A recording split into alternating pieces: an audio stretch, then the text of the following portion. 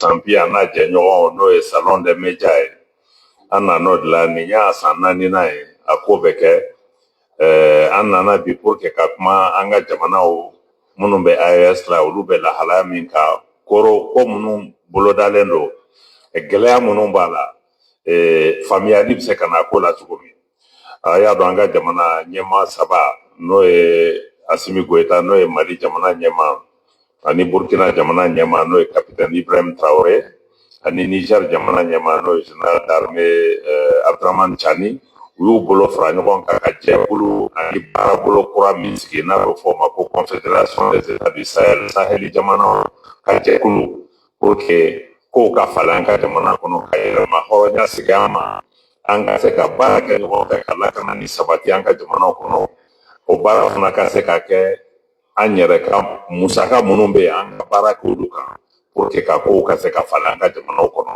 donc an nana o bɛɛ de hakili jagabɔ kɛ ka yira k'a fɔ lakanani nin a bɛ se ka kɛ mɛ a tɛ se ka kɛ ni mɔgɔ wɛrɛ ka hakilina ye a tɛ se ka kɛ ni mɔgɔ wɛrɛ ka nafolo ye fo an ka kɔnte an yɛrɛ de ka fɔlɔ ka se ka kɛ an dun bɛ ka fɔlɔ k'o de kɛ a bɛ ka jaabi di sisan parce que baara fan fɔlɔ-fɔlɔ yɛrɛ kun ye de an ka se ka baara kɛ ɲɔgɔn fɛ n'i ye farafinna lakanani lajɛ fo ka se bi ma a fiɲɛba ye de lakanani tɛ kɛ ɲɔgɔn fɛ farafinna armée fitininw bɛ jamana bɛɛ bolo jamana bɛɛ ka daraponi b'i bolo mɛ ni mɔgɔ nana bi Mali kan tɔw b'u sigi de k'a lajɛ ko n'a sera ma don min ne bɛ wuli donc an ko fo o de ko ka falen ni bin kɛra jamana dɔ kan ni jamana dɔ bɛ gɛlɛya la i se kɛra fitinin min ye f'i ka wuli parce que n'i ma wuli o wagati ko dɔrɔn de don san'a ka si fana ma donc n'aw ye baara kɛ lakanani fana na aw ka lajɛ sɔrɔ siraw fana bɛ yiriwa cogo di an ka jamanaw bɛ kala ɲɔgɔn na cogo di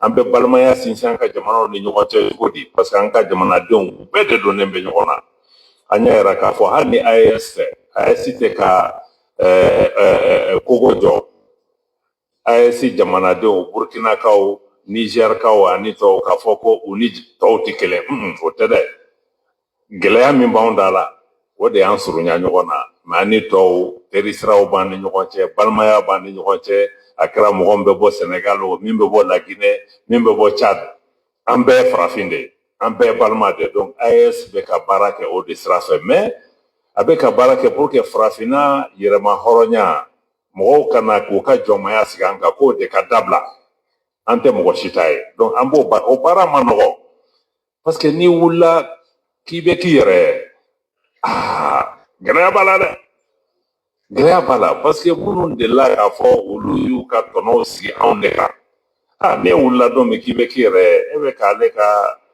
intérêt de toucher bon an b'o gɛlɛyaw de kɔnɔ terrorisme o ni fɛn o fɛn bɛ ka na ni bɛɛ labɛnnen bɛ de fɛ donc an ka continuer an ka baara kɛ an k'an bolo di ɲɔgɔn AES dynamique kura min daminɛna farafinna yɛrɛ an kan ka continuer ka baara kɛ nin sira de fɛ ka compter an yɛrɛ kan ka baara kɛ an yɛrɛ damaw ni ɲɔgɔn cɛ an kana an sigi k'a fɔ ko américains tubabuw ou bien ninnu de bɛ na a ko ɲɛna ɲɛ ko in na mɔgɔ si tɛ fɛn kɛ mɔgɔ ye fu bɛɛ b'i mago de ɲini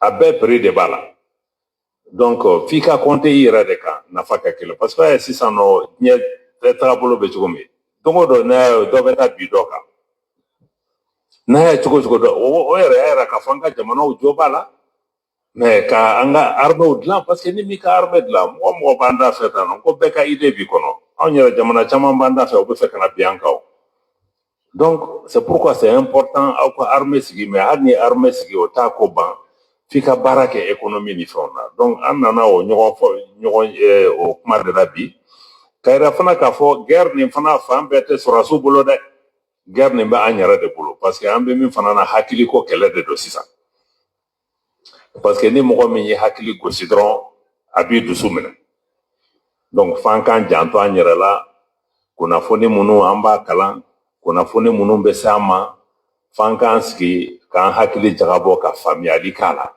san'an ka girin k'an fili fɛn bɛɛ kɔnɔ parce que n'an ma an kɔlɔsi a la an yɛrɛ bɛ kɛ an yɛrɛ ma jugu ye k'a sɔrɔ an ma bɔ a kalama donc o de la an bɛ foli kɛ salon de média parce que olu jɔyɔrɔ ka bon kosɛbɛ nin ko la parce que san'u ka kɛ journalistes fana ye fasodenw de don donc plume min b'u bolo o y'olu fana ka marifa de donc u b'a ti cogo min f'u fana k'a dɔn donc an b'aw fo ka barika d'aw ye. Nin diyara n ye ministre Abdoulaye Diop.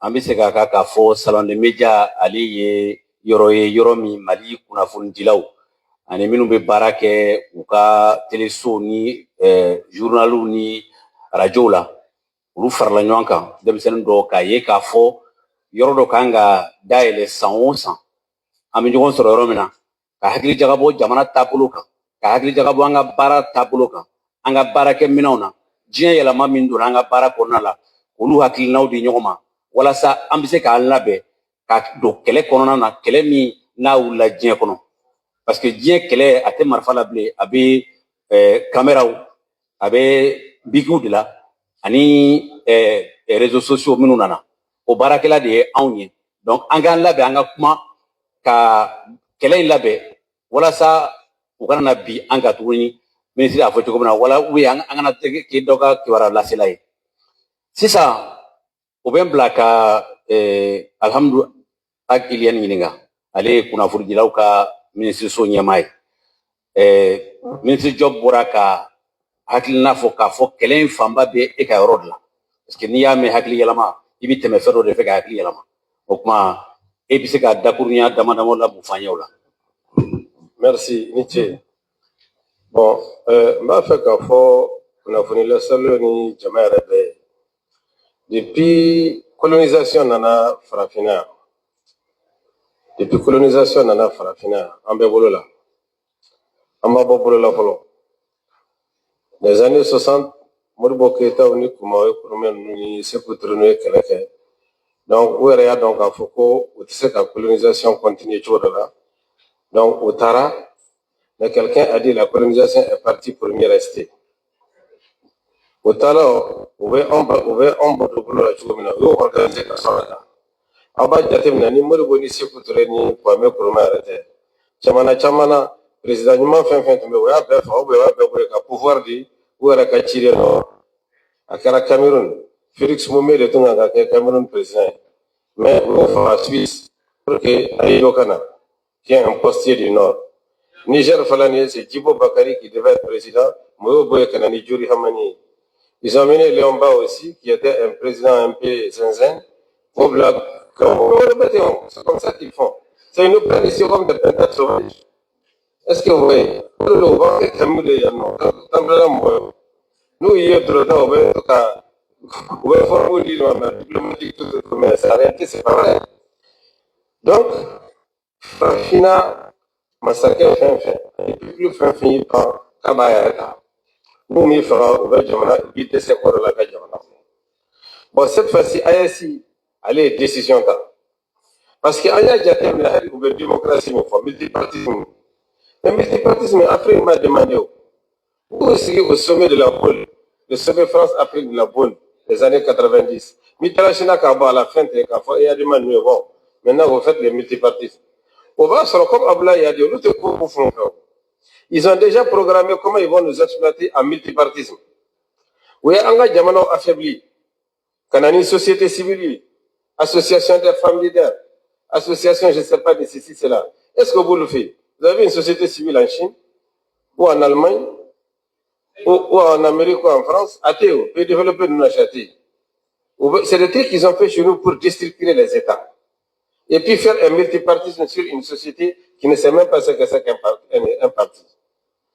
Donc, ASI est décision là. Et puis, où est élection organisée. Regardez pourquoi ils disent qu'il faut que ASI jamna une élection organisée. Parce que donc, il faut que Chido menwe les terroristes. Ou nous ben kaba. Ou nous ka complice ou menwe jamana kono. Mais ni élection que, ni be meeting de que. Il be cortège de que. Ni cortège ou que élection manake municipalité là. Ani législative, ani sénatoriale, ani présidentielle. Il y aura tellement de mécontents parce qu'en Afrique, tous les perdants sont mécontents. Et ces mécontents-là vont s'allier aux terroristes ou bien ils vont ouvrir la voie aux terroristes pour venir infiltrer l'État et faire exploser vos pays. Oh, c'est ça les plans. Donc, il faut que nous fassions une élection qui est une démocratie qui est une fin de donc, il faudrait que anga kunnafoni laselaw fana ka dɔn k'a fɔ k'u tɛ kunnafoni lasela dama ye. Mɔgɔ caman b'a fɔ journaliste gansan ou bien radio baarakɛla gansan, c'est pas vrai. Radio bala tɛ gansan ye, journaliste tɛ gansan ye. Radio kɛlɛkɛla de don. Comme je l'ai dit, quand un pays est attaqué, sa presse aussi est attaquée. Quand on ne peut pas, vous pensez que demain, quand les touristes vont venir ici, ils vont dire non, les journalistes sont là. Ah non, on va burka dans le kuna. Ah mais c'est ça. C'est ça. Hein? Même dans tel, il faut lui dire ta barbe est trop courte là, il faut allonger. Il faut qu'à casser d'ici là. Sinon, hein? Vous pouvez voir la cravache chaque matin bastonner vos femmes devant vous ici. Et à mettre donc, je vais vous dire que aucun narratif nous, aucun jatem ne possible. Ou que ni quel la venue, c'est de la distraction. On prend une partie de nous-mêmes, on dit que c'est des démocrates. On prend une partie, on dit que c'est pas des démocrates. On prend une partie, on dit que c'est des djihadistes. On prend une autre, on dit que c'est pas des djihadistes. Je vous ai donné l'exemple de la communauté Touareg. Tous les chefs Touareg sont avec les Mali, à part 2 ou 3 peut-être. C'est-à-dire que, au même moment, par exemple, ni ye Touareg ou Tafia, Tamasheki nyemoko be Mali la. Ni flaw be sababora la be Mali la. Tamasheki mo Ilimeden, Kalanser, Sherifen, Kalrazaf, Imrad, Dousak, Abebe Mali la.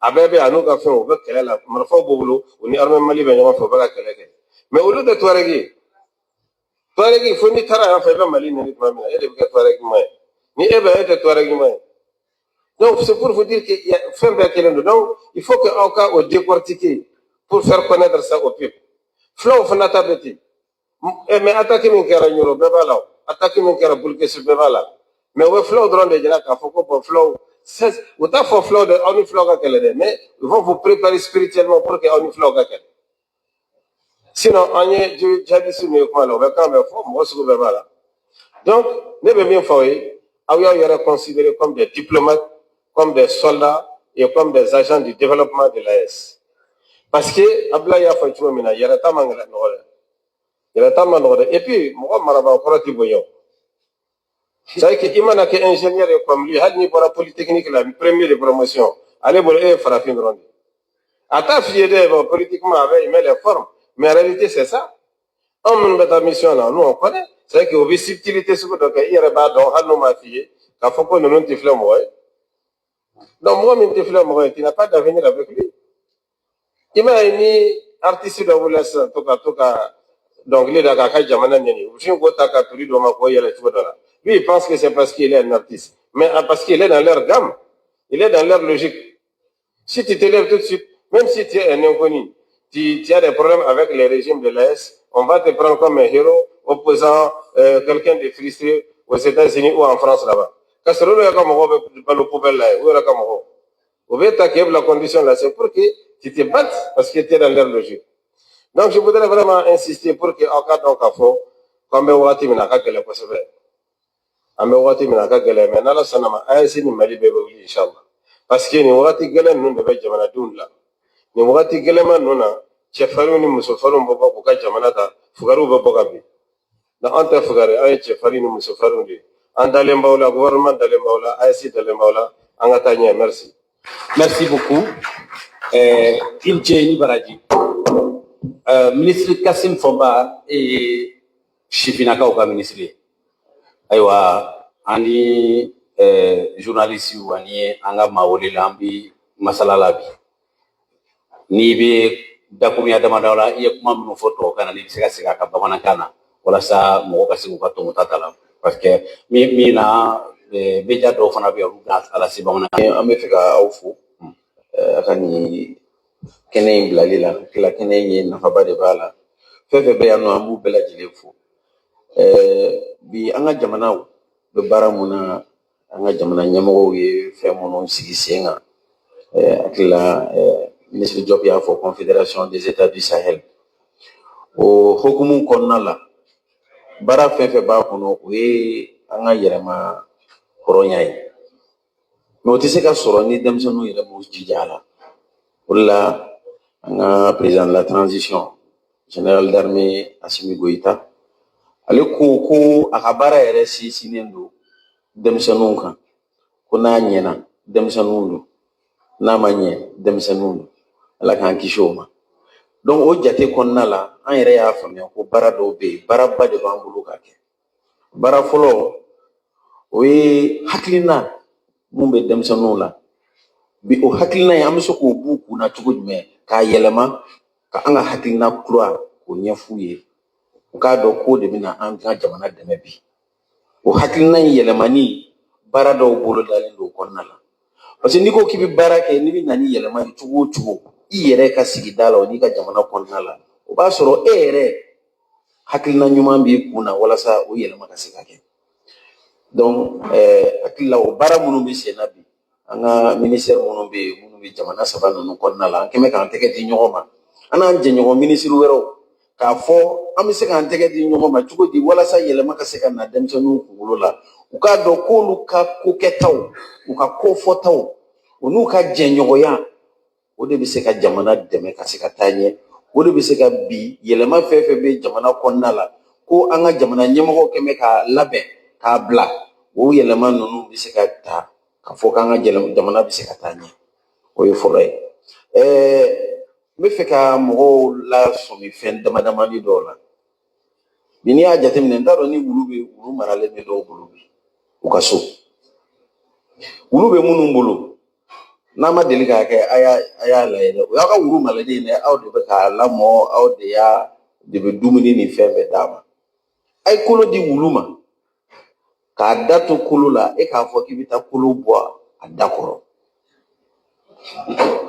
aw yɛrɛ ka wulu dɛ n ma mɔgɔ wɛrɛ ka wulu fɔ aw yɛrɛ ta a b'i kin mɛ an nana an ka jamana ɲɛmɔgɔw ni bi dinamiki mun nana sɔrɔ bi an nana sɔrɔ kolo tun bɛ dɔw de da o olu nana dɔrɔn u sinna ka kolo tufa ka b'u da olu bɛ mun kɛ u bɛ tɛgɛrɛ de fɔ wa u bɛ kini de kɛ o o kini in kɔnɔna la olu bɛ mɔgɔ minnu ta walasa ka na an kin o ye an yɛrɛ o ye denmisɛnninw de ye parce que denmisɛnninw de bɛ marifa ta denmisɛnninw de bɛ réseaux sociaux kan denmisɛnninw de ye kɛlɛkɛlaw ye olu de bɛ ta o mɔgɔkɔrɔbaw sigilen don a ye taa yan fɛ nin bɛ taa u sen b'a la dɔw sen b'a la dɛ mais denmisɛnninw de b'a bɛɛ kɛ donc denmisɛnninw bɛ se ka na ni ɲuman ye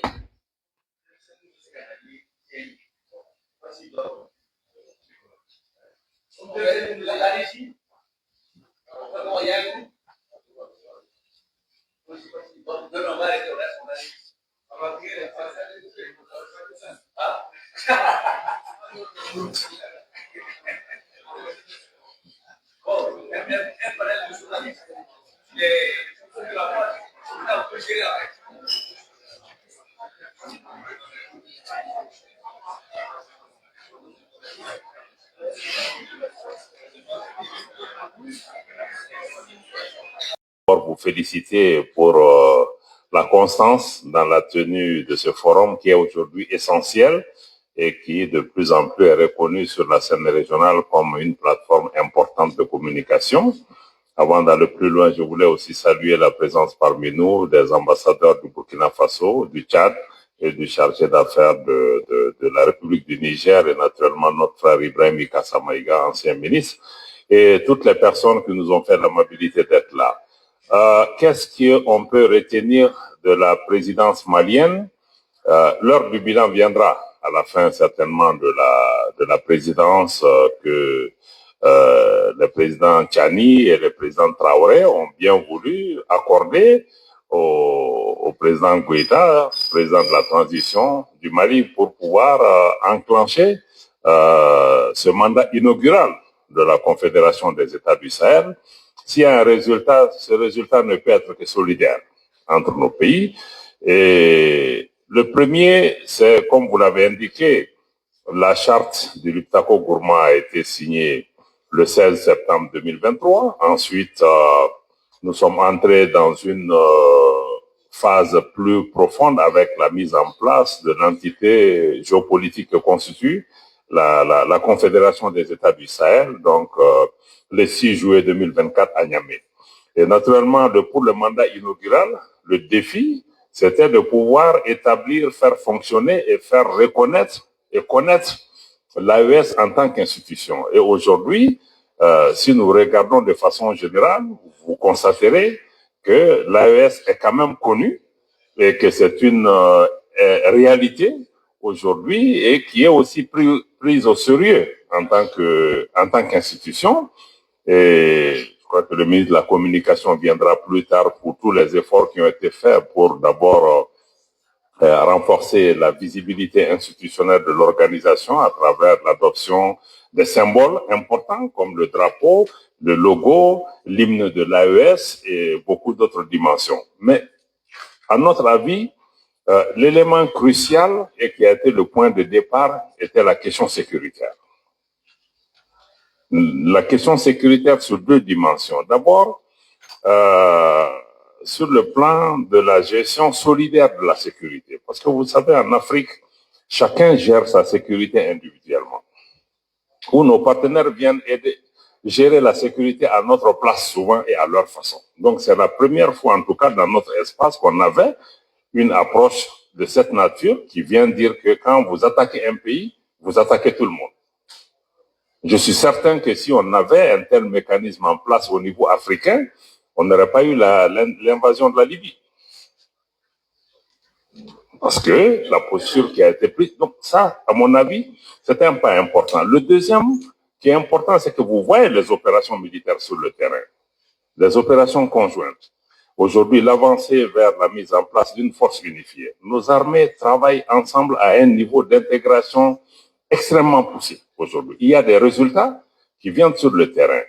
Et ce qui est important à retenir, c'est que nos pays le font sur la base de leurs propres moyens et sur la base d'un nouveau paradigme sécuritaire qui font que le Burkina peut intervenir au Mali, le Mali peut intervenir au Burkina. Donc pour moi, ce démarrage est aussi le démarrage d'un nouveau paradigme, une nouvelle façon de travailler, une nouvelle forme de solidarité entre nos pays et qui aussi met en place une nouvelle vision de nos relations avec l'extérieur. Donc je ne veux pas à ce stade m'engager à faire un bilan, mais quand on regarde la photographie de façon objective, on se rend compte que c'est une organisation sérieuse qui établit ces différents mécanismes, tant sur le plan sécuritaire, sur le plan de la diplomatie. Vous voyez que de plus en plus, nos pays parlent d'une seule voix sur la scène internationale. La dernière en date, c'était au Forum sur le développement durable à Séville. Sur le plan du développement, il y a aussi beaucoup de projets structurants qui sont en place, dont la mise en place d'ici la fin de l'année de la Banque confédérale d'investissement. Donc, il y a des avancées importantes, mais ce n'est que une première année, mais la dynamique est aujourd'hui enclenchée et de plus en plus, les gens se reconnaissent dans cette dynamique. Je pense qu'on reviendra sans doute plus en détail avec les autres questions, mais je crois qu'aujourd'hui, l'AES est une réalité intangible et certainement incontournable en Afrique de l'Ouest. On va y revenir. Merci bien, Monsieur le ministre. Monsieur le ministre Al-Hamidou Aguilien, ministre de la Communication, l'un des principaux défis de l'AES demeure la communication et l'information. Parce que qui maîtrise ta communication maîtrise ta maison. Et à ce niveau, comment se passe la coordination entre les pays de l'AES aujourd'hui? Merci bien, Sampi, et bonjour tout le monde. Bonjour, monsieur le ministre Ibrahim Kassa, mesdames et messieurs les ambassadeurs, diplomates des pays frères et amis, chère assistance.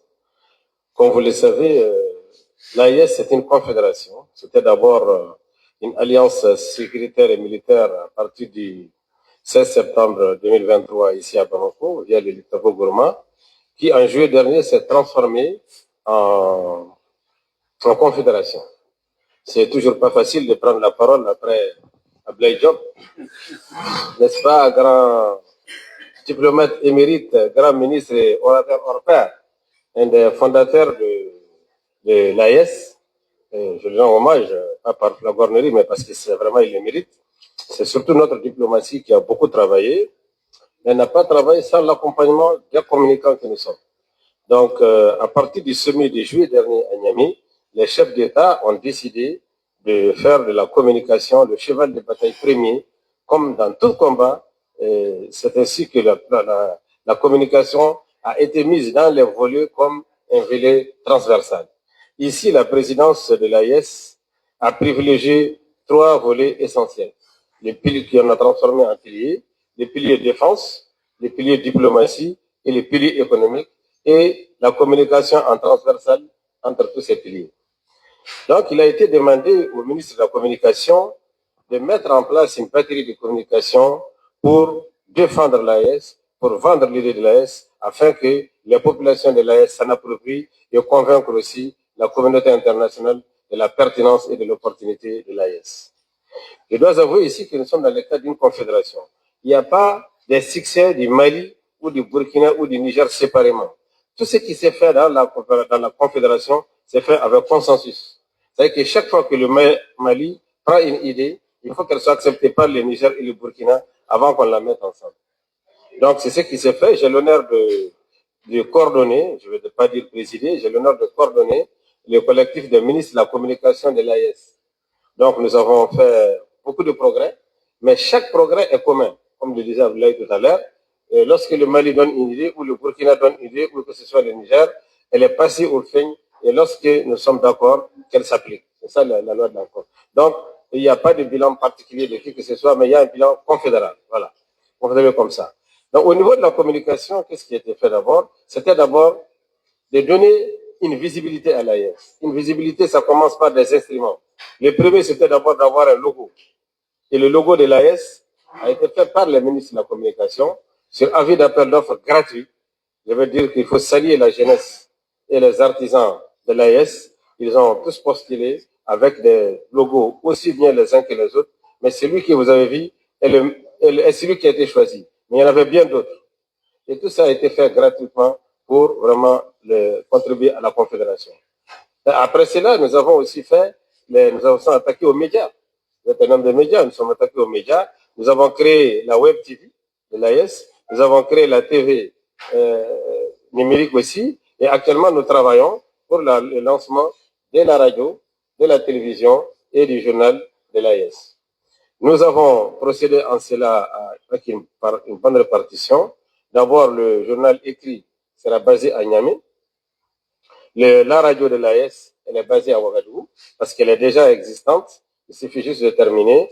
Maintenant, certaines formalités entre nous, quoi.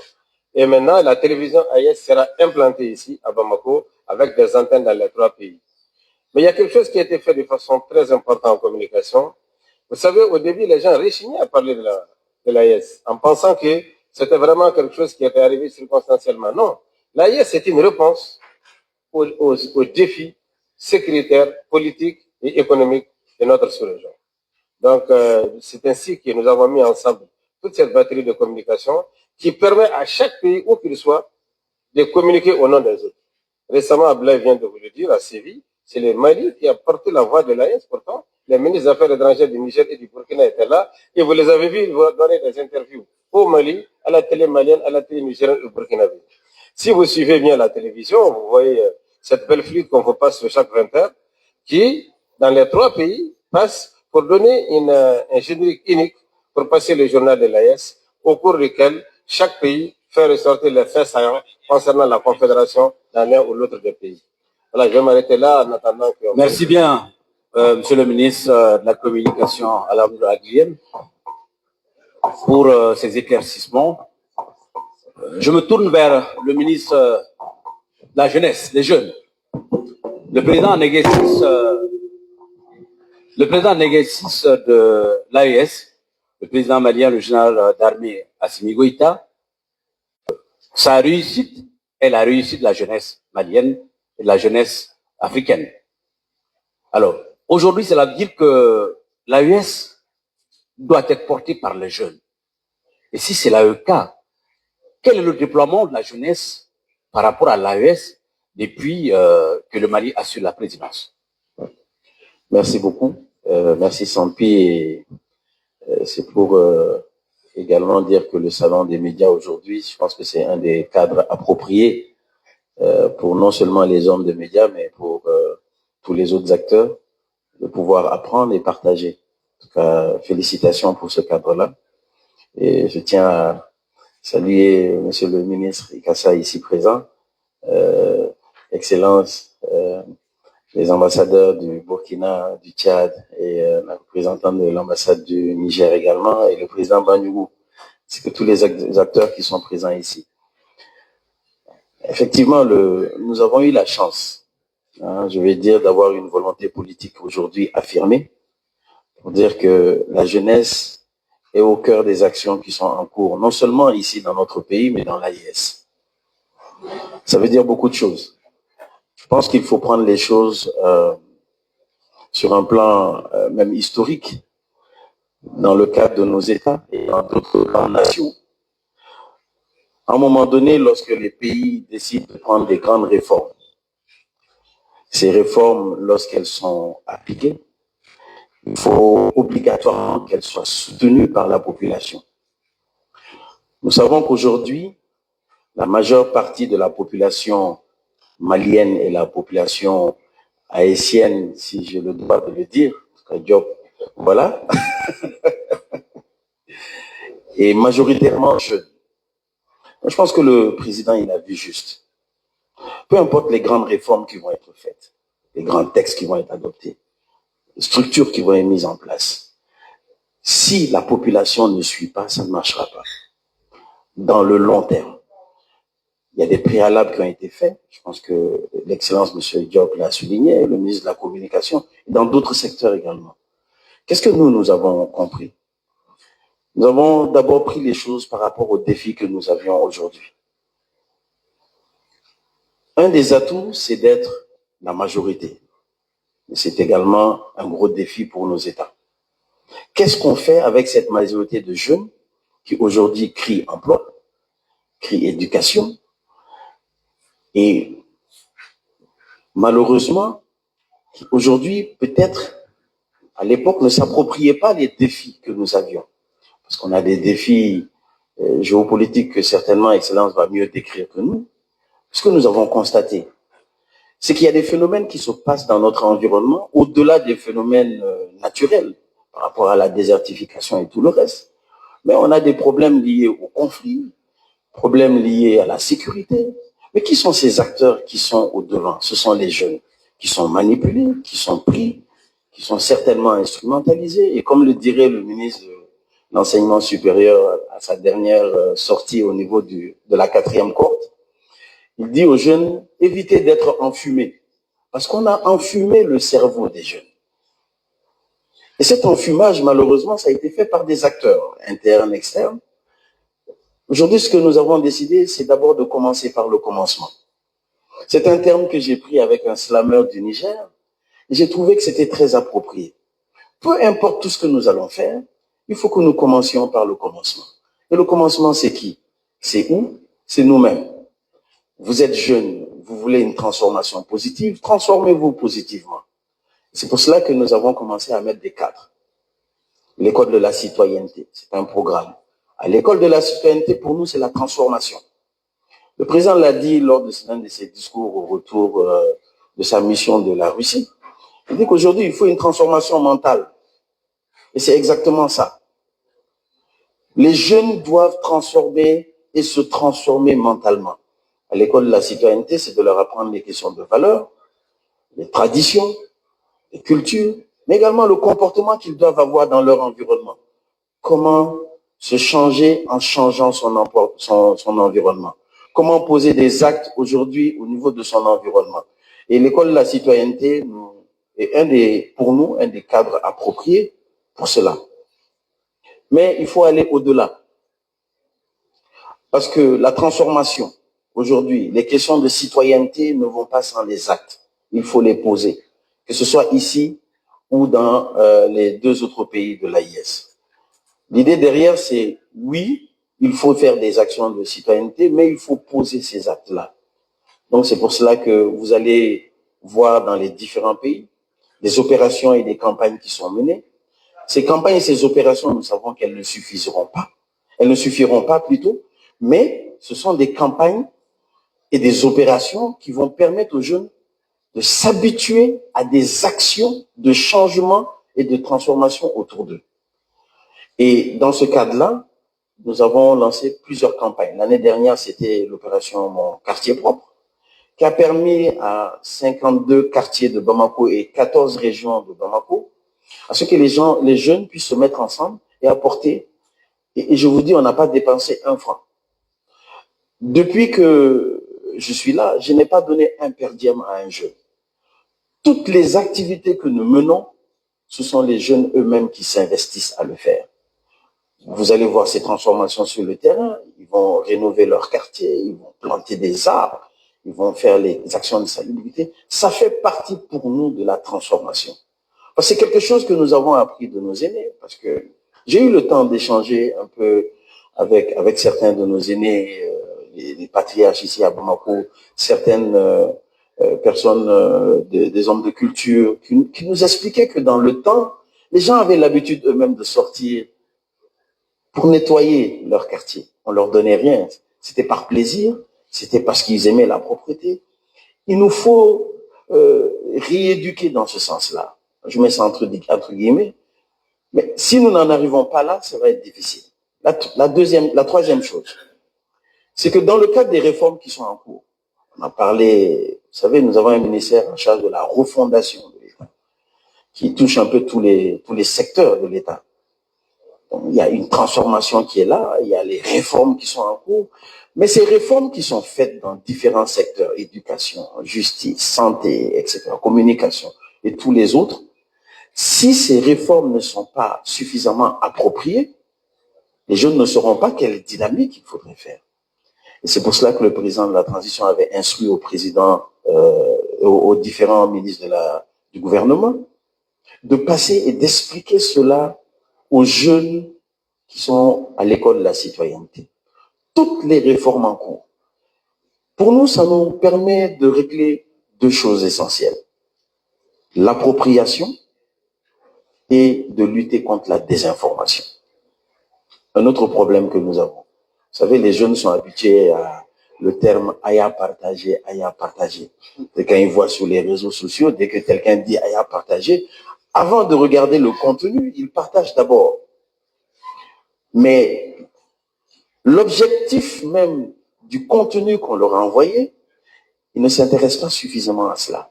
Nous attirons leur attention. Faites attention. Donc les réformes qui sont en cours, le fait de se l'approprier, leur permettent, eux, de retourner dans leur environnement et d'expliquer aujourd'hui la dynamique dans laquelle le gouvernement et nos États sont. Et cela est répertorié jusqu'au niveau village. Okay. C'est long, hein, mais non, il y a beaucoup de choses à dire. Non, on va en revenir en détail. D'accord. Une fois le premier tour passé, je vous donnerai la parole pour un développement de cette stratégie. Mais avant cela, je me retourne vers le ministre Diop pour lui demander, par rapport au déploiement de l'AES, vous l'avez dit, hein, le premier volet, c'était la défense et la sécurité. Mais on constate de plus en plus qu'on se tourne vers les volets diplomatie, développement. Pourquoi cette diversification? Est-ce au gré des événements ou une planification ou des besoins réels du déploiement de l'organisation? Il dit, aujourd'hui, vous l'avez dit, tout est parti de la défense et de la sécurité. Et ensuite, on constate que la diplomatie s'est royalement invitée, et après, l'économie, le développement et d'autres actions. Est-ce à dire que les choses sont venues au gré des événements, ou bien c'est une planification dès le départ, vous avez vu le cap que l'indépendance ou la souveraineté passerait par tous ces éléments-là? Il faut contextualiser les choses, parce que au moment de la création de l'AES, elle a été d'abord créée en tant que mécanisme de défense collective, défensive, entre les trois pays, face à une menace existentielle qui était la menace d'intervention militaire de la CEDEAO en République du Niger qu'il fallait stopper. Et comme je l'ai dit, la réaction du Mali et du Burkina à l'époque a permis de stopper ça. Parce que nous n'avons pas fait pour faire plaisir au Niger, mais nous étions convaincus que dans la bataille où nous nous situions, mais une attaque au Niger finirait à Bamako et à Ouagadougou. C'est évident. Même si ça n'arrivait pas là-bas, mais un pays comme le Niger qui a lutté pendant près de 10 ans contre les groupes terroristes, etc. Mais vous venez, vous attaquez une armée régulièrement établie, mais c'est pour avoir la libre circulation des groupes terroristes dans notre espace. Donc nous l'avons fait aussi pour nous-mêmes.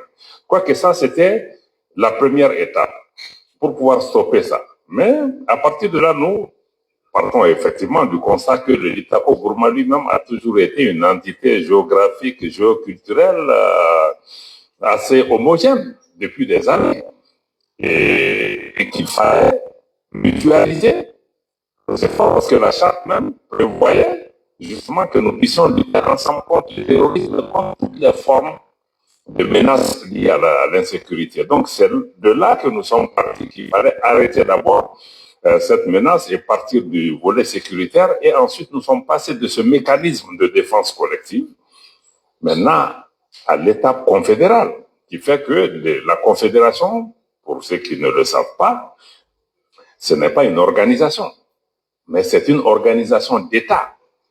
C'est des États qui se mettent ensemble, qui décident d'abandonner une partie de leur souveraineté pour réaliser un certain nombre d'objectifs.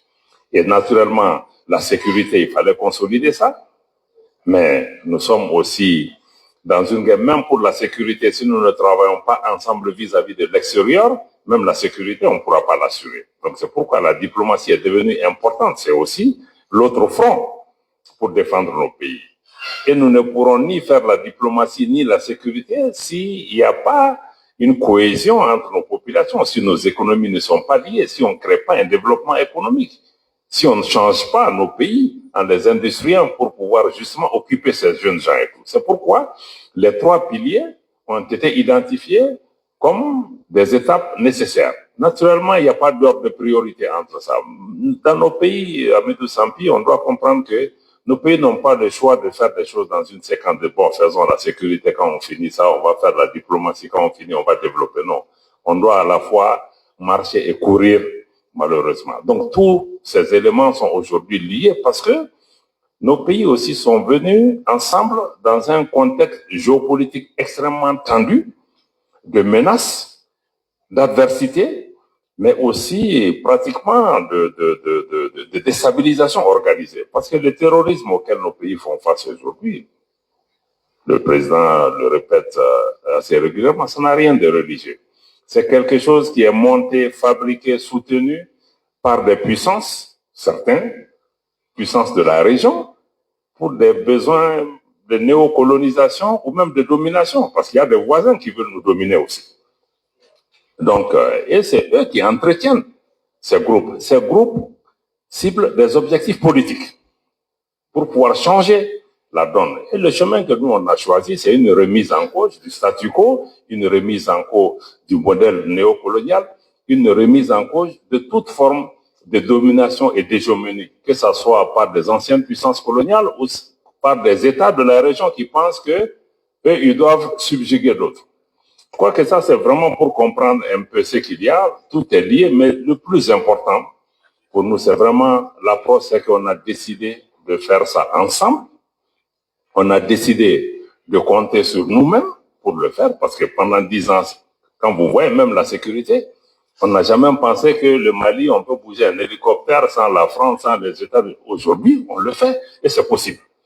Donc, je crois que cette dynamique-là est importante, que nous comptons sur nous-mêmes, nous utilisons nos ressources, nous formons nos gens pour pouvoir le faire, mais nous ne le faisons pas contre quelqu'un. Je crois que ça aussi, il faut intégrer ça. Hein. Nous travaillons pour un intérêt commun, mais nous sommes liés à notre espace. Donc, vraiment, pour vous répondre à votre question, c'est vraiment le lien qu'il y a entre l'ensemble. Naturellement, on a pris la diplomatie, la sécurité et le développement, mais il y a beaucoup d'autres questions, comme il l'a indiqué, sur lesquelles nous travaillons également, mais ça, c'est les piliers essentiels pour pouvoir construire le reste de l'édifice. Alors, si on reste dans la diplomatie avant d'arriver au ministre de la Communication, à Guilienne, dans cette offensive diplomatique, on voit que vous êtes un peu détourné de l'Hexagone en allant vers la Russie. Et c'est-à-dire que vous cherchez un nouveau partenaire. Est-ce à dire que vous cherchez en partant vers la Russie vis-à-vis de l'Hexagone ou c'est une réorientation stratégique? Je ne pense pas qu'on cherche l'Hexagone ou la Russie, mais on cherche l'intérêt du Mali. Si l'intérêt du Mali passe par Moscou, ben nous y passerons. Donc nous, c'est l'objectif que nous recherchons. Parce que si on prend la sécurité, pourquoi on s'est tourné vers la Russie? Parce que nous avons pensé que le modèle qui existait ne répondait plus à nos attentes. C'était un modèle qui renforçait que la dépendance, si on prend que sur le plan sécuritaire, qui ne formait pas nos gens, qui ne mettait pas les Maliens, le Mali, en capacité d'assurer sa sécurité. Et même avec nos ressources, on nous déniait la possibilité d'acquérir des équipements. Et nous pouvions avoir ces équipements avec la Russie. C'est pourquoi nous sommes allés là-bas aujourd'hui avec la Chine, avec d'autres. Donc pour nous, le curseur, c'est notre intérêt, que ce soit dans le domaine sécuritaire, dans le domaine du développement ou même dans le domaine des relations entre États. Mais là où l'intérêt nous commande de partir, on ira. Dans le passé, ce qu'on nous niait, c'est qu'il fallait être autorisé par Paris, par Washington pour faire ce choix. Aujourd'hui, on s'est totalement libéré de ça. Et beaucoup de pays en Afrique sont en train de se libérer. Nous avons l'ambassadeur du Tchad ici. Ce n'est pas un courant AES. Il y a l'AES, mais aujourd'hui, la dynamique que l'AES a enclenchée, mais traverse le continent entier parce que les gens veulent vivre dans la dignité. Les gens veulent vivre dans le respect. Les gens veulent sortir de la dépendance, de cette arrogance, de cette condescendance de penser que nous sommes supérieurs. On connaît nos anciennes puissances coloniales, on partait dans des réunions, à peine s'ils n'allaient pas dire aux gens, tu ne peux pas aller au Mali, mais le Mali nous appartient.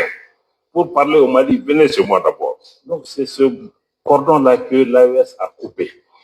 Maintenant, il faut juste qu'on reprenne confiance en nous-mêmes pour pouvoir avancer. Et comme il l'a dit, c'est dans le mental d'abord. La colonisation, là, et tout ce dont on est en train de parler, c'est dans le mental. Aujourd'hui, les gens n'ont plus peur.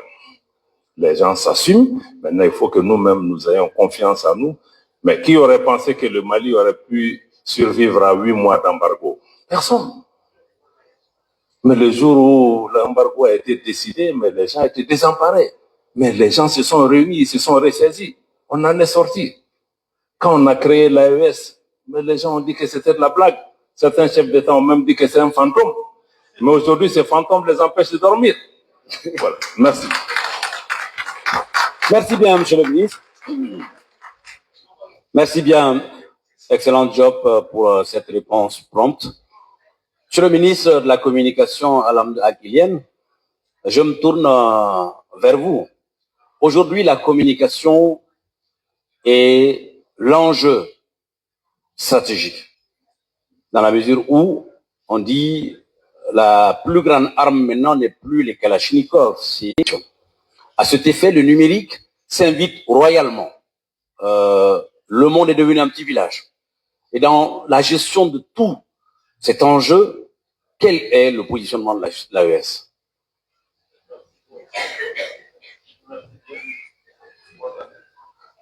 La régie? Voilà, ça vient. Excusez-moi. Donc, merci bien. Je voudrais d'abord rappeler les triptyques de base du Mali.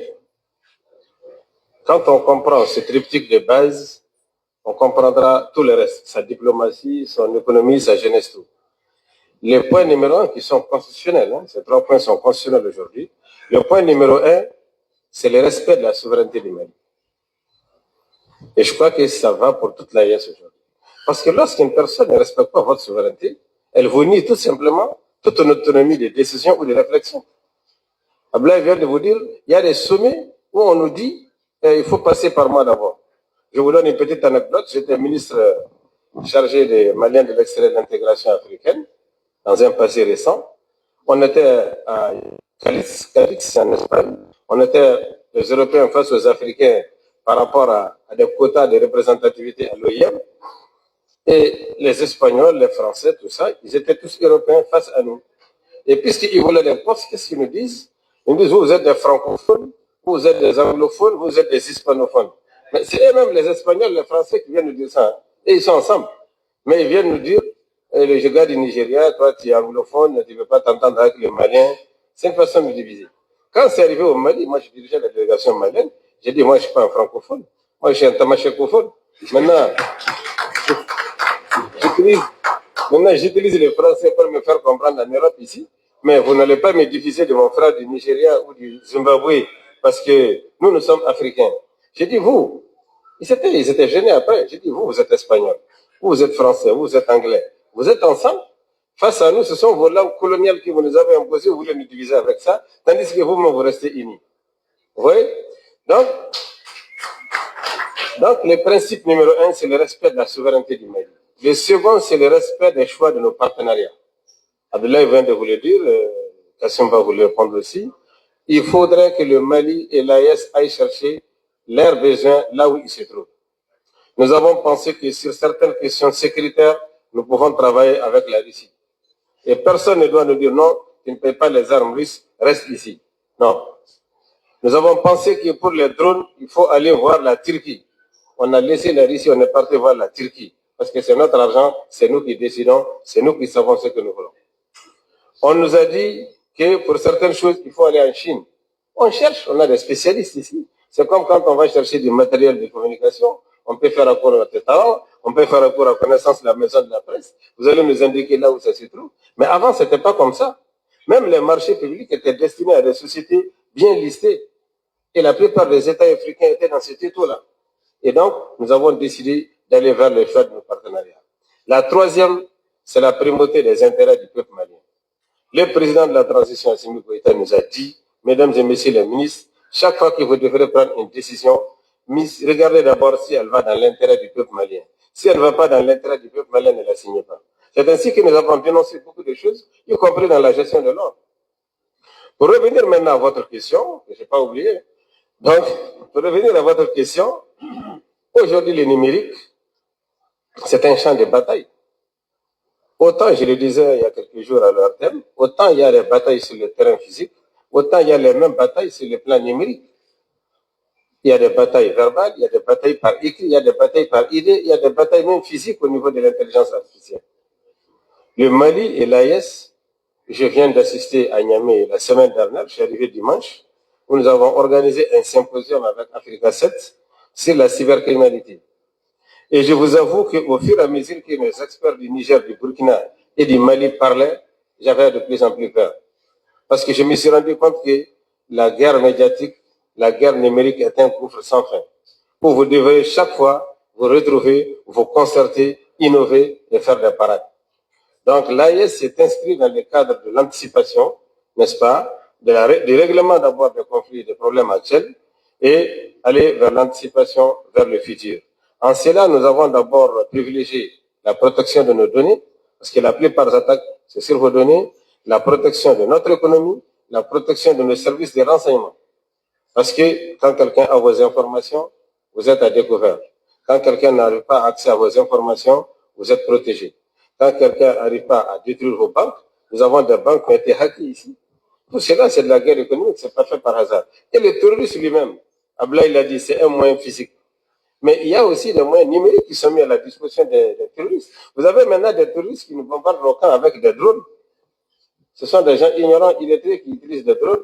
C'est parce que quelque part, ils sont animés par certains milliers pour leur permettre d'avoir plus de nuisances et de capacités de nuisance.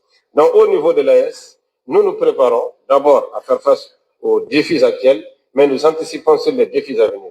Mais je vais vous dire une chose. En matière de numérique, il n'y a jamais une solution finale ou standard. Les solutions s'adaptent aux conflits, aux défis du moment. C'est comme les gendarmes et les voleurs. Autant le voleur, il est mauvais, mais quand même, il permet aux gendarmes d'évoluer avec lui. Parce que plus il est ingénieux, plus il développe l'ingéniosité du gendarme. C'est cela que nous faisons ici. Merci. Merci beaucoup, Excellence, pour ces réponses promptes. Je me tourne maintenant vers la jeunesse. Le ministre Fomba, est-ce qu'au sein de la Confédération, il y a une stratégie pour permettre à la jeunesse de jouer pleinement son rôle, de prendre sa place et surtout, comme les deux ministres l'ont dit, d'anticiper sur les enjeux stratégiques? Merci. C'est ce que j'expliquais un peu lors de ma première intervention. Il s'agit, dans le cadre de l'anticipation, de l'appropriation d'abord. Et dans le cadre de l'appropriation, c'est de comprendre aujourd'hui les réformes qui sont en cours. Ils ne peuvent pas aujourd'hui répondre aux aspirations de nos pays s'ils ne savent pas c'est quoi la dynamique qui est derrière. Il y a, dans un passé, les jeunes étaient beaucoup plus utilisés comme du bataille électorale, des fois pour des acteurs qu'on pouvait mobiliser uniquement pour faire X, Y choses contre leurs propres États. Je dis la dynamique est autre. On leur apprend, on les informe, on leur dit ce qui est en cours et on leur dit qu'aujourd'hui, ils ont un rôle à jouer. Maintenant, l'enjeu aujourd'hui, c'est, le défi, c'est comment jouer ce rôle-là. Et cela va sur plusieurs aspects où ils devraient s'approprier, non seulement sur les réseaux sociaux, comme l'a dit le ministre Alhamdou. Aujourd'hui, une des guerres au-delà du terrain de bataille que nous connaissons à travers nos armées qui sont en train de faire un travail remarquable, il y a aussi cette bataille numérique qu'il y a aujourd'hui. Nous avons la chance d'avoir une jeunesse qui est suffisamment sur les réseaux sociaux. Maintenant, comment l'utiliser positivement? Je pense que c'est tout un travail qui est en train d'être fait. Donc, en parlant de stratégie, c'est également, cette stratégie ne peut pas se limiter au seul département ministériel en charge de la jeunesse de nos différents États. Pour faire bouger la jeunesse, il faut obligatoirement un travail d'équipe et un travail interdépartemental. Donc, ce qui fait interministériel. Ce qui fait qu'aujourd'hui, nous travaillons énormément avec les départements, le ministère de la Communication, le ministère de l'Emploi chez nous, le ministère de l'Élevage, de l'Agriculture, parce que pour pouvoir répondre aux enjeux que nous souhaitons aujourd'hui et que les jeunes puissent être dans cette dynamique, il est impératif que les jeunes puissent être en activité, savoir, et que nous aussi, au niveau de l'État, nous puissions avoir des cadres de réponse. Ça ne veut pas dire qu'il faut donner de l'emploi à tous les jeunes. Je pense que ça, il faut le préciser. L'État n'est pas en mesure, nos États ne sont même, et d'ailleurs aucun État n'est en mesure de recruter tous les jeunes. Mais ce dont on parle, c'est qu'aujourd'hui, nous devons mettre des cadres en place à travers les différents départements que nous avons pour que les jeunes, à la suite des formations, des orientations, des encadrements qu'ils ont, puissent répondre aujourd'hui à leur propre épanouissement et créer leur entreprise ou se développer individuellement pour accompagner les efforts de l'État. Donc, dans ce cadre-là, au niveau de l'AIS, avec les 3 ministres, nous avons mis en place un cadre qu'on a appelé, c'est pas le Conseil des ministres de l'AIS, mais c'est un cadre d'échange des ministres de l'AIS. La première réunion, nous l'avons tenue ici à Bamako, juste après les premiers Jeux de l'AIS. Et nous avons mis certains éléments en place, en lien avec plusieurs autres départements. Et au niveau national, chacun de nous, bon, Dieu merci, au niveau du Mali, nous avons déjà pu créer un Conseil supérieur de la jeunesse. L'objectif du Conseil supérieur de la jeunesse, c'est d'avoir des axes de réponse à travers différents ministères. Le Conseil supérieur de la jeunesse regroupe plusieurs départements ministériels et c'est coiffé par le président de la transition. Et comme je le disais, nous ne pouvons pas seuls le faire, mais si le ministre de l'Emploi, le ministre de l'Agriculture, le ministre de l'Élevage, le ministre de la Communication, au niveau de la diplomatie également, tous ces acteurs et d'autres ministères se mettent ensemble pour apporter des stratégies de réponse, ça va permettre aujourd'hui à notre jeunesse de savoir quel type de réponse il faut donner et quelles sont les opportunités auxquelles ils peuvent être orientés pour apporter des réponses aujourd'hui sur le terrain. Mais au-delà de cela, nous nous sommes intégrés également sur les dispositifs de communication au niveau de nos forces de défense et de sécurité. Vous savez, au Mali, il y a la DIRPA, par exemple, qui fait un travail vraiment formidable par rapport à la communication. Donc, comment les jeunes aussi peuvent être orientés et formés, en plus de l'appui du ministère de la Communication, sur les questions de désinformation en lien avec nos forces de sécurité et de défense. Parce que beaucoup de nos informations qui sont véhiculées ont des fois pour objectif de démoraliser des fois les troupes sur le terrain. Et des fois, par méconnaissance, les jeunes partagent beaucoup de choses. Donc, comment ils peuvent apprendre à faire la part des choses entre une information juste, fiable, d'une information ou d'un message qui est là pour nuire au niveau de leur environnement. Donc, il y a ces formations-là et ces cadres sont mis en place. Donc, nous avons des cadres périodiques où les jeunes, ici et dans les localités se retrouvent et sont formés, orientés par ces acteurs-là sur le terrain. Donc actuellement, ce sont des dynamiques qui sont en cours et pour permettre aujourd'hui à la jeunesse de pouvoir répondre aux aspirations que nous voulons par rapport à la dynamique en cours au niveau de l'AIS. Merci bien, Monsieur le ministre. Je me tourne vers Monsieur Diop. Vous avez presque inventé un concept diplomatique aujourd'hui qui fait ravage en Afrique, le changement de narratif. Le mot était prononcé dans la diplomatie, mais vous en avez fait un cheval de bataille. Quel mot et quel est son effet sur la jeunesse en particulier, mais sur la population africaine en général? Vous savez, le changement de narratif est extrêmement important parce que, comme il l'a dit, aujourd'hui, la nouvelle frontière, c'est la guerre de la domination par l'esprit. Autrefois, il fallait envoyer des militaires et autres pour nous coloniser. Aujourd'hui, ils n'en ont pas besoin.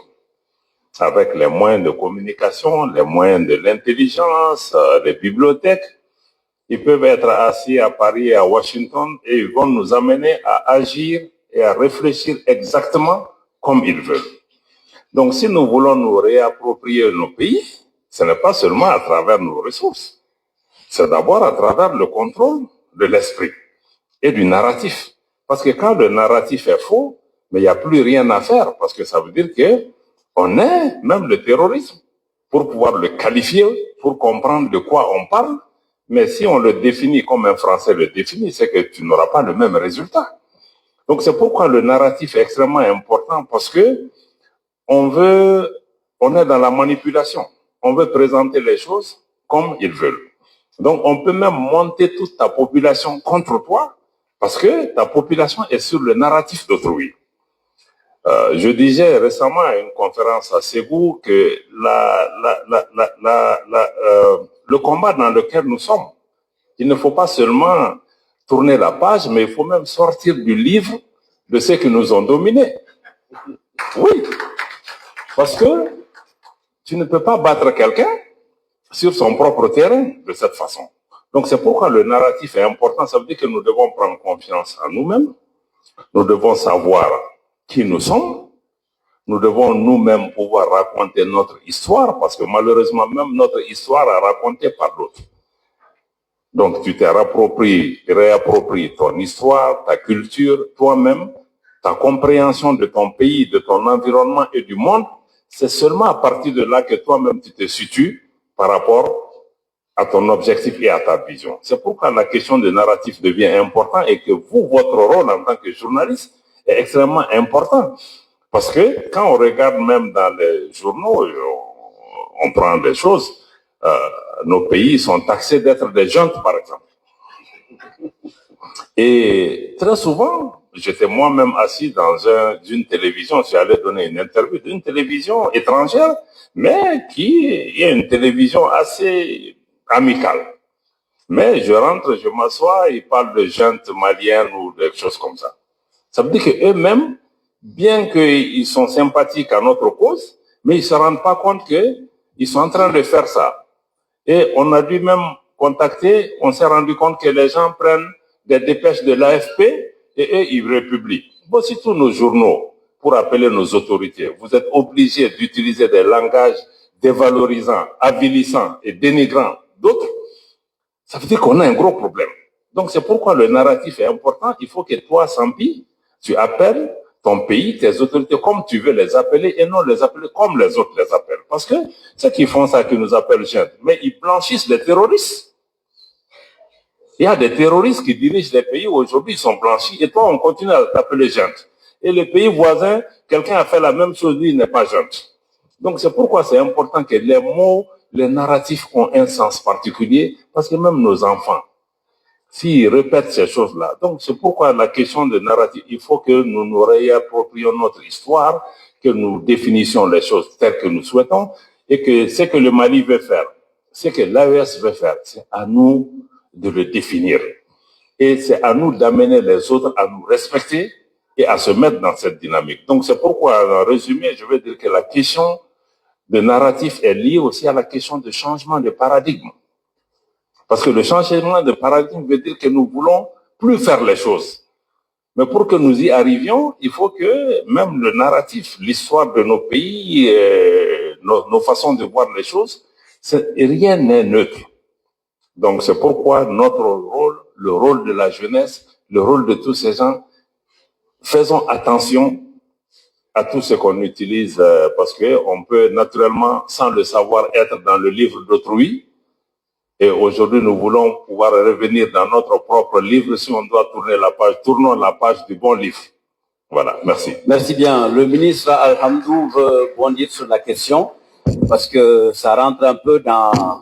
Oui, merci. Sous sa coupole. Merci bien, Sampi. Je voudrais vraiment insister sur la problématique de la communication au niveau des narratifs et même de l'autonomie des pensées. Parce que nous, au niveau de l'AS, et particulièrement au niveau des ministres de la communication, nous ne considérons plus la communication comme un instrument de communication ou d'information ou de divertissement. Pour nous, c'est un instrument stratégique de défense économique et diplomatique. C'est très clair. Considérez-vous tous aujourd'hui comme des soldats au front avec vos stylos et vos micros, comme également des diplomates au service de la diplomatie de l'AES et comme également des agents de l'économie du Sahel. Parce que ce que vous écrivez, ce que vous dites dans le micro, n'est rien d'autre que la manifestation verbale ou écrite de ce que vous sortez de vos têtes. Qui peut venir de vous, là où vous êtes des dignes sahéliens, ou qui peut venir d'une manipulation d'un autre narratif, là où vous êtes des esclaves sahéliens. Ah oui, excusez-moi de dire les choses comme ça. Aujourd'hui, faites extrêmement attention, jeunes gens. Parce qu'il y a cette politique de mettre dans la tête, comme on met dans la valise des gens, des mots et un narratif extrêmement dangereux. Je vous donne un exemple chez nous au Mali. Le GNIM, le groupe de soutien à l'islam et aux musulmans, c'est un groupe terroriste. Toutes les stations internationales disaient qu'il était terroriste. Mais à partir du moment où notre régime actuel, nos régimes actuels à Niamey, à Ouagadougou et ici, ne sont plus d'accord. Écoutez ces stations demain matin, ils disent plus le groupe terroriste GNIM, ils disent les djihadistes du GNIM. Ils ont changé. À tel point que vous avez même des diplomates de l'OIA, de la CEDEAO, qui disent les djihadistes du GNIM. Faites la différence entre terroristes et djihadistes. C'est une progression. Après, on va dire peut-être que les notables du GNIM. Ah oui, c'est comme ça. Ils vous glissent petit à petit. Après, ils mettent dans votre tête et ça sort dans votre bouche et dans vos écrits et ça s'appelle à l'opinion internationale. Donc, je voudrais insister là-dessus. Comprenez que la communication aujourd'hui est un instrument stratégique de défense, de diplomatie et d'économie. Merci. Merci bien, Monsieur le ministre, pour cette belle réponse. Avant de passer à quelques questions d'auditoire, Monsieur Fomba, ministre de la Jeunesse, croyez-vous réellement à une jeunesse AES, moteur du développement de la Confédération? J'y crois pas, je pense qu'elle existe déjà. Bien avant l'AIS, je pense que les peuples étaient très connectés. Vous savez, au niveau du sport et même de la jeunesse, nous avons remarqué qu'il y avait déjà plusieurs initiatives entre les jeunes et le milieu sportif dans le cadre de l'AIS et même au-delà. Les peuples sont déjà très connectés. Ce qui est demandé aujourd'hui, c'est de trouver une harmonie par rapport à la nouvelle dynamique. Je pense que les ministres l'ont souligné ici, avec le narratif. Nous, on parle de prisme, et c'est la même chose. Aujourd'hui, nous devons regarder les choses sous un autre angle. Il faut un autre prisme de lecture. Au-delà des messages qui sont dits, il faudrait que le jeune comprenne que tout ce qu'on lui a dit dans le passé, dans le cadre de certains événements, de certains cadres, était peut-être là pour l'influencer. Je ne maîtrise pas autant la géopolitique excellence. Ce que je comprends, c'est qu'aujourd'hui, il y a deux éléments majeurs sur lesquels nous attirons l'attention des jeunes et nous souhaitons qu'ils soient vraiment très vigilants. Aujourd'hui, la guerre géopolitique que nous avons aujourd'hui est une guerre qui est liée soit à une intention d'exploitation des ressources, ou à un positionnement à travers des influences. Il faut faire attention aux deux cas. Avant d'être ministre, je travaillais dans une organisation et ce que j'avais remarqué, et ça m'avait choqué au début, c'est qu'à chaque fois que les jeunes devaient faire quelque chose, on leur donnait 5 000 francs. Ça a l'air anodin. On se dit même que c'est même bien, parce que le jeune va avoir des frais de transport. Mais avec le temps, on se rend compte que nous avons assujetti le jeune et conditionné le jeune à ce que tout acte qu'il doit poser doit être lié à un fait à lui donner. Ce qui fait qu'on dit à un jeune, sors dans ton propre quartier, dans ta propre commune, balaie devant ta porte, il va dire combien tu me donnes. Mais c'est un conditionnement. Je ne suis pas très sûr que nos aînés qui sont ici aient eu à vivre cela dans leur enfance, dans leur jeunesse. Donc aujourd'hui, ce conditionnement-là, nous sommes obligés de le détruire. Et Dieu n'a pas raison, c'est le livre qu'il faut changer. Nous, c'est pour cela qu'on dit qu'il faut prendre un autre prisme. Nous ne sommes même plus dans le même repère. Aujourd'hui, il faut savoir que tout acte que le jeune y pose, et c'est ça la conception aujourd'hui, et c'est ce que nous voulons véhiculer davantage, et au niveau de nos différents ministères et même des autres ministères auprès de la jeunesse, c'est qu'aujourd'hui, tout acte que vous posez, vous ne le posez pas pour X ou Y, vous le posez pour vous-même. Parce que, à la longue, qu'est-ce qui arrive?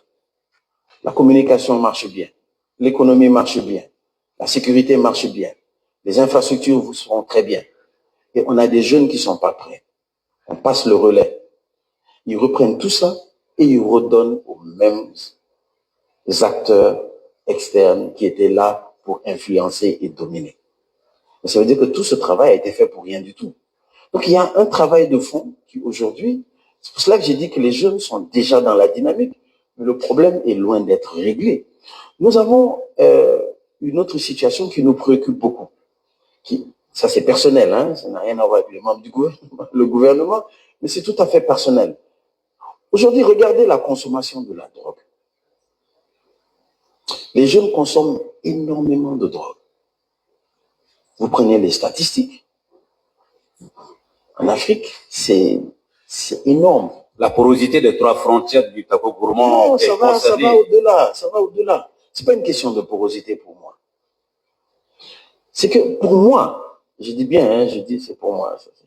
Faut pas engager Job sur ça, mais c'est pour moi. J'ai l'avantage de n'être pas le ministre des Affaires étrangères, donc je peux dire certaines choses aussi. Hein. Mais pour moi, ça va au-delà.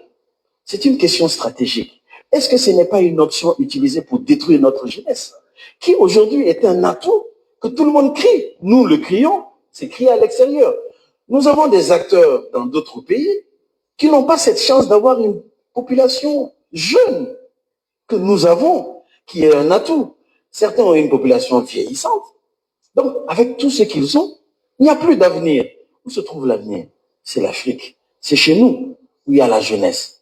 Maintenant, comment cette jeunesse-là, on peut l'endoctriner, l'affaiblir, pour qu'elle ne soit pas cette jeunesse qui va prendre la relève au-dessus des autres? Donc, pour moi, la drogue va beaucoup plus loin. Pourquoi? Les frontières sont poreuses, c'est peut-être vrai. Mais aujourd'hui, si on voit à quel point la situation est critique, on se pose bien des choses, malgré tous les efforts que les États font. Alors, qu'est-ce que vous proposez? Ce que je propose aujourd'hui, et qui est déjà en cours, je pense que le président avait instruit de mettre en place une commission nationale de lutte contre les effets, la consommation des effets néfastes de la drogue, c'est qu'il y a plusieurs ministères qui se sont mis ensemble, le ministère de la Sécurité, le ministère de la Défense, le ministère de la Santé, le ministère de l'Éducation, le ministère de l'Enseignement supérieur, notre département et d'autres départements comme la mission interministérielle de lutte contre la drogue et l'OCS, l'Office central de lutte contre les stupéfiants, de se mettre en place pour que d'autres vont faire la sensibilisation, d'autres vont aller dans la répression. Et aujourd'hui, ce sont les actions en cours. Mais le mal, il est très profond. Il y a un travail de fond à faire. Et nous savons que la communication est également un volet extrêmement important à ce sujet-là. Donc, aujourd'hui, je pense que le travail, comme vous l'avez souligné dans la question, aujourd'hui, la jeunesse de l'AIS est connectée. C'est maintenant comment continuer l'éveil, l'appropriation et multiplier les actions de réponse. Et surtout, déconstruire complètement tout ce qu'on nous a fait comprendre par rapport à la jeunesse malienne, à la jeunesse africaine, à la jeunesse haïtienne, qui est une jeunesse paresseuse. On pointe du doigt notre jeunesse et nous jouons le jeu. C'est parce que le narratif dont le ministre parle, ce narratif existe partout.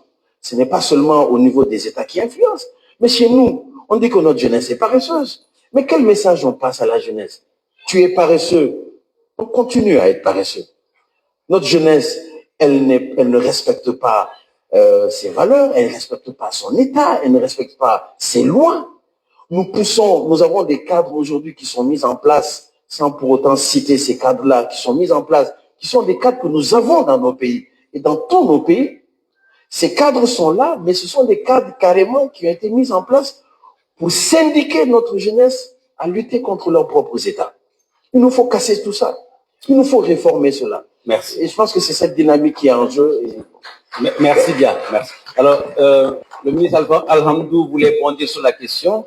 Oui, non. Très rapidement. Excusez-moi, je reviens un peu sur le narratif d'Abdoulaye. Oui. Surtout dans le contexte sahélien et particulièrement malien. Et je voudrais passer des messages quand même à nos communicants. Si vous voyez tout ce qui se passe au Mali aujourd'hui, n'est que de la manipulation communicationnelle. Vous voyez, quand vous partez au centre aujourd'hui, quand on montre les attaques terroristes, qu'est-ce qu'on montre? On montre toujours les groupes qui parlent pull ou qui sont habillés en pull. Mais il y a du tout dans le terrorisme. Il y a des Touaregs, il y a des Arabes, il y a des Bamana, il y a des Bobos, il y a même des Dogons dedans. Il y a tout. Hein? Oui. Donc, mais on fait toujours exprès pour montrer des pulls, des jeunes pulls coiffés en pull, habillés en pull, en blé, là, avec leurs chaussures blanches, là, les bergers de Mopti. C'est-à-dire que c'est fait exprès. C'est pour créer un problème entre... Parce que si tu t'attaques au pull, tu touches tout le Mali, et tout le Sahel, et toute l'Afrique, de l'Éthiopie jusqu'à Mauritanie. C'est fait exprès. Quand ces gens-là veulent vous faire du mal, ils sont très forts et très méchants. Faites beaucoup attention à cela. Il y a des terroristes dans toutes les communautés et on fait face à un terrorisme, mais pas à une communauté. Il faut éviter cela. J'étais à Niamey l'autre jour. Quelqu'un a dit, attention, les terroristes, c'est des Peuls et c'est des Touaregs. Je lui ai dit, attention, les terroristes de Daesh, de Labzanga jusqu'à Niafonké, ils traversent les fleuves de part et d'autre. Les Touaregs, ils ne connaissent pas les pirogues.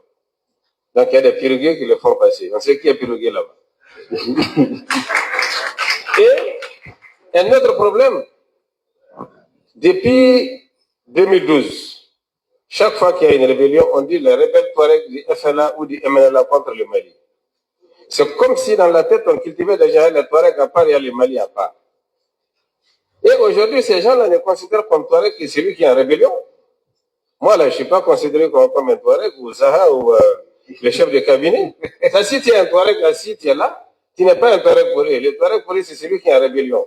Ils encouragent ceux qui sont là à aller en rébellion et vous manipulent, vous, pour penser que tout le Touareg est un rebelle. Mais toutes les attaques qui ont eu lieu dans les camps mariens, il y a eu des Touaregs et des Arabes et des Songouis qui sont morts dedans, militaires.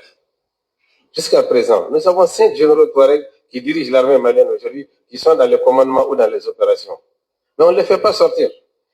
À l'attaque de Boulekessi, il y a un Touareg qu'on a pris, les terroristes étaient en train de le poignarder en pensant que c'était un partenaire européen. Mais après, ils ont trouvé que c'est un pauvre Touareg de Tombouctou. Donc aujourd'hui, on l'a fait. C'est pour cela qu'à l'ORTM, l'autre jour, nous avons sorti une émission spécialement sur les Touaregs qui sont dans l'armée malienne, qui dirigent les opérations, qui guident les missions de l'armée malienne pour protéger les populations et leurs biens. Donc faites beaucoup attention. Le narratif Peul, le narratif Touareg, les narratifs rebelles, les narratifs terroristes sont vraiment manipulés avec beaucoup d'attention. Je voulais vraiment insister là-dessus. Et actuellement, il y a des stations internationales qui sont très dangereuses. De l'extérieur, elles se permettent d'interroger en Peul et en Touareg des populations à l'intérieur de notre pays parce que le domaine numérique n'a pas de frontières. Donc faites beaucoup attention. Je vous confie le Mali, je vous confie le Sahel. Le Mali, c'est avec ses Peul, ses Bamanan, ses Touareg et c'est tout ce que j'ai mis ici. Merci. Je vous remercie. Merci bien, monsieur le ministre. M. Diop voulait répondre sur la question aussi. Je m'excuse de prendre la parole, mais quand j'écoutais Abdoul Kassim, par rapport à la drogue, je crois ça nous amène à des enjeux plus globaux. je suis aussi convaincu que nous sommes dans une série de distractions. Il faut que nous-mêmes, on puisse progressivement sortir de ces distractions pour comprendre quels sont les enjeux réels. Une des grandes distractions aussi, c'est le terrorisme, hein, parce que le terrorisme, là, c'est en train de nous occuper. Et qui meurt? Mais c'est entre nous, Burkinabés, Maliens, Nigériens, Tchadiens, on s'entretue. Toutes ces maladies qu'on crée là, on est dans la distraction. Cette guerre informationnelle, on est encore dans la distraction. Et on passe toute la journée à commenter des incidents, l'actualité, pendant que les puissances sont occupées, ils ont des objectifs. Quand ils créent le terrorisme, il y a quelque chose qui les intéresse. Pendant que vous vous entretuez, ils prennent le contrôle. Donc, je veux que chacun de nous, on prenne assez de recul pour essayer de comprendre ces choses et se projeter. Vraiment, ne nous distrayons pas par rapport à ça. Parce que surtout, ils veulent nous occuper. Parce que tant qu'il y a ça ici, nous, on va dire qu'on a du travail. Mais il faut qu'on prenne de recul en se disant que bon, ça c'est peut-être un obstacle, mais il y a des enjeux plus grands, qui est le contrôle de nos esprits, le contrôle de nos ressources, le contrôle de nos pays, les positionnements internationaux des puissances par rapport à nos pays, même la population, la jeunesse, il l'a dit. La population, pour nous, c'est une richesse, mais pour beaucoup de ces pays, notre population est une menace. Et ils viennent nous donner des programmes pour détruire la jeunesse, là, pour que ça ne puisse pas être un atout pour nous. Et tous ces pays ont des populations vieillissantes. Donc je crois qu'il faut encore une fois que nous-mêmes nous puissions analyser les choses en nous disant que ne nous laissons pas dans le piège de la distraction. Il faut y faire face, mais il faut toujours identifier qu'est-ce qui est essentiel pour aller de l'avant. Alors, je vais respecter la tradition enclenchée par le président de la transition, le général d'armée Assimi Goïta, de pouvoir faire un clin d'œil à la population qui ne parle pas français. Et donc, je vais demander à chacun des intervenants en 2-3 minutes de ramasser ce qu'il a dit avant. On va commencer par le ministre.